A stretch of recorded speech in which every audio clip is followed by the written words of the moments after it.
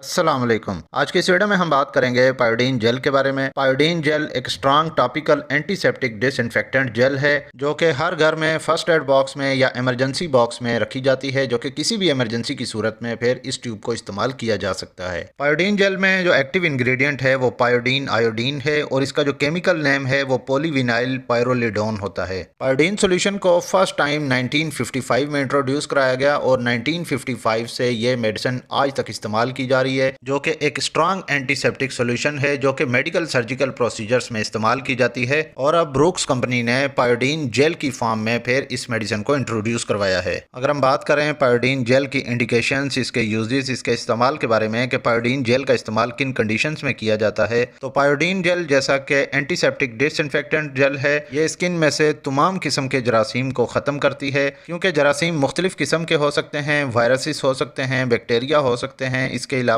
Fungus की वजह से हो सकता है या यीस्ट की वजह से हो सकता है। तो पायोडीन जेल जख्मों में से इन्फेक्शन को ख़त्म करती है, इन बैक्टीरियाज को किल करती है और किल करने के साथ साथ बैक्टीरियाज की ग्रोथ भी नहीं होने देती, जिससे जख्म ठीक होता है और हील अप हो जाता है। क्योंकि जिस्म पे अगर किसी भी जगह पे चोट लग जाए तो उस चोट वाली जगह से जरासीम अंदर चले जाते हैं और जरासीम सारे जिस्म में जाकर फिर इन्फेक्शन फैला देते हैं, जो कि एक बहुत ख़तरनाक सूरत हाल होती है। और अगर इस इन्फेक्शन को फौरी तौर पर कंट्रोल ना किया जाए तो वो इन्फेक्शन बहुत ज़्यादा ख़तरनाक हो सकता है और ये किसी भी शख्स की जान ले सकता है। इसीलिए ज़ख्मों को साफ़ करने के लिए और ज़ख्म को जल्दी ठीक करने के लिए फिर एंटीसेप्टिक डिसइंफेक्टेंट मेडिसिन का इस्तेमाल किया जाता है, जिसमें से एक मेडिसिन, एक ड्रग या पायोडीन जेल है। पायोडीन जेल का इस्तेमाल ज़ख्म को ख़राब होने से बचाने के लिए इसका इस्तेमाल किया जाता है। अब ज़ख्म किसी भी किस्म का हो, चाहे वो अचानक चोट लगने से, रगड़ लगने से, या अक्सर अफराद मोटरसाइकिल बाइक से एक्सीडेंट हो जाता है जिससे स्किन पे बुरे तरीके से एब्रेशंस होती हैं, यानी कि रगड़े लगती हैं। इसके अलावा किसी तेज धार आले से या छुरी से या किसी नोकदार चीज से अगर स्किन पे जख्म बन जाए तो जख्म में इन्फेक्शन हो जाता है। तो इस सूरत में जख्म में से इन्फेक्शन को खत्म करने के लिए, जख्म ठीक करने के लिए पायोडीन जेल का इस्तेमाल किया जा सकता है। इसके अलावा पायोडीन जेल का इस्तेमाल बर्न केसेस, यानी कि आग से जल जाए, गर्म पानी से जल जाए या किसी भी गर्म तपती हुई चीज से जल जाए, फर्स्ट डिग्री में या सेकंड डिग्री में या थर्ड डिग्री बर्न केस में भी इस मेडिसिन का इस्तेमाल किया जाता है, जिसमें पायोडीन जेल का एक सबसे बड़ा फायदा ये होता है कि बर्न केस की वजह से जो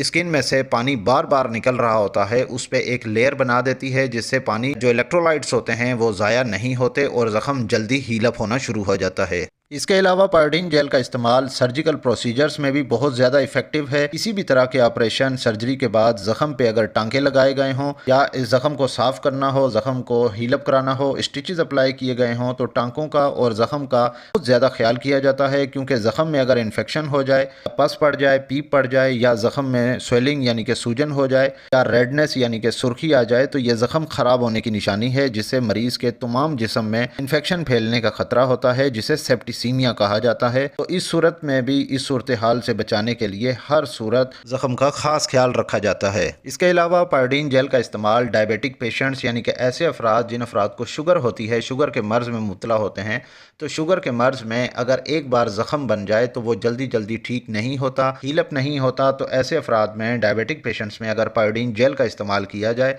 तो पायोडीन जेल जो है वो बहुत ज़्यादा इफ़ेक्टिव है उन पेशेंट्स में और ये ज़ख्म जल्दी हील अप करा देती है। इसके अलावा डायबिटिक पेशेंट्स में, गैंग्रीन में या फुट इन्फेक्शंस में ज़ख्मों को ठीक करने के लिए पायोडीन जेल का इस्तेमाल किया जाता है। इसके अलावा ऐसे अफराद जो किसी लंबे अरसे की बीमारी में मुब्तला हैं और वो बेड रिडन हैं, यानी कि सिर्फ बिस्तर पर लेटे रहते हैं, तो बिस्तर पर लेटे रहने की वजह से एक सबसे बड़ा जो प्रॉब्लम होता है वो ये होता है कि बेड सोर्स बन जाते हैं, यानी कि स्किन पे ज़ख्म बन जाते हैं जिन्हें बेड सोर्स कहा जाता है और इन्हें प्रेशर अल्सर भी कहा जाता है। और ये ज़्यादा बैक पे, पीठ पे बनते हैं या हिप वाली जगह पे बनते हैं या कमर पे बनते हैं। तो इन बेड सोर्स को ट्रीट करने के लिए भी पायोडीन जेल बहुत ज़्यादा इफेक्टिव है। पायोडीन जेल का एक सबसे बड़ा फ़ायदा यह है कि यह ज़ख्म में से जरासीम को मारने के साथ साथ ज़ख्म पे एक लेयर, एक तह बना लेती है, जिससे जरासीम ज़ख्म के अंदर दाखिल हो ही नहीं सकते, जिससे ज़ख्म साफ़ रहता है और खुश्क रहता है और इसकी वजह से ज़ख्म तेज़ी से ठीक होता जाता है। अब हम बात करते हैं कि पायोडीन जेल का इस्तेमाल हमने कैसे करना है या इसको ज़ख्म पे हमने किस तरीके से अप्लाई करना है। तो सबसे पहले एक बात ये नोट कर लें कि ड्रेसिंग करने के लिए आपको एक नॉर्मल सेलाइन, यानी कि ज़ख्म को साफ़ करने के लिए जो सोडियम क्लोराइड नमक वाला पानी होता है वो चाहिए होती है। नॉर्मल सलाइन की एक ड्रिप चाहिए होगी जिससे जख्मों को अच्छे तरीके से साफ किया जाए, क्योंकि जख्म पे अगर मिट्टी लगी हो या खून लगा हो या जख्म में से पीप आ रही हो यानी कि पस निकल रही हो या कोई फॉरेन बॉडी अटैच हो तो उस फॉरेन बॉडी की वजह से भी ज़ख्म ठीक नहीं होगा। तो इसीलिए ज़ख्म को अच्छे तरीके से साफ़ करने के लिए फिर हमें नॉर्मल सलाइन यानी कि सोडियम क्लोराइड नमक पानी वाला सॉल्यूशन चाहिए होगा। तो एक नॉर्मल सलाइन की आपको ड्रिप चाहिए, इसके अलावा सर्जिकल गाज चाहिए और पायोडीन जेल चाहिए। अगर पॉसिबल हो तो फिर सर्जिकल ग्लव्स होना लाजमी है। तो ड्रेसिंग करने से पहले सबसे पहले अपने हाथों को अच्छे तरीके से किसी भी साबुन से साफ़ कर लें या सैनिटाइज़र से हैंड सैनिटाइज़ कर लें, क्योंकि कंटेमिनेटेड हैंड्स यानी कि अगर गंदे हाथों से ड्रेसिंग की जाए तो वो ड्रेसिंग फ़ायदा देने के बजाय ज़ख़म में मज़ीद नुकसान पहुंचाएगी, क्योंकि ज़ख़म में इन्फेक्शन होने का चांस मज़ीद ज़्यादा हो जाएगा। हैंड वाश करने के बाद आप टिश्यू पेपर से हैंड ड्राई कर सकते हैं, हाथों को खुश कर सकते हैं, लेकिन एक बात यहाँ पे ये याद रखें कि टॉवल से हाथ साफ़ नहीं करने, क्योंकि टॉवल से अगर हाथ साफ़ किए तो हाथ मज़ीद कंटेमिनेटेड हो जाएंगे और फिर से इन्फेक्शन ज़्यादा होने के चांस बढ़ जाएगा। अब आपने अच्छे तरीके से ज़ख़म की सफाई करनी है, ज़ख़म को वाश करना है और वाश करने के लिए आपको नॉर्मल सलाइन सॉल्यूशन चाहिए होगा। और ये मैंने बता दिया कि हमें वाश करने की क्यों ज़रूरत पड़ती है, क्योंकि ज़ख़म में डस्ट हो सकती है और मिट्टी लगी हो सकती है, ब्लड लगा हो सकता है, पस हो सकती है और कोई भी अगर फॉरेन बॉडी हो तो वो ज़ख़म को हील अप नहीं करवाती और ज़ख़म दिन ब दिन मज़ीद ख़राब होता जाता है। इसीलिए हमें ज़ख़म को अच्छे तरीके से साफ़ लाजमी करना होता है। साफ़ करने के बाद आप सर्जिकल गाज से ज़ख़म को ड्राई कर लें और ड्राई करने के बाद जब ज़ख़म अच्छे तरीके से ड्राई हो जाए तो उसके बाद आप पायोडीन जेल अप्लाई करें। जितना ज़ख़म है, मुतासरा एरिया है, उस जगह पे पायोडीन जेल सिर्फ आपने अप्लाई करनी है और इस पर मसाज करने की या बहुत ज़्यादा प्रेशर अप्लाई करने की कोई ज़रूरत नहीं है। जस्ट आपने पायोडीन जेल अप्लाई करके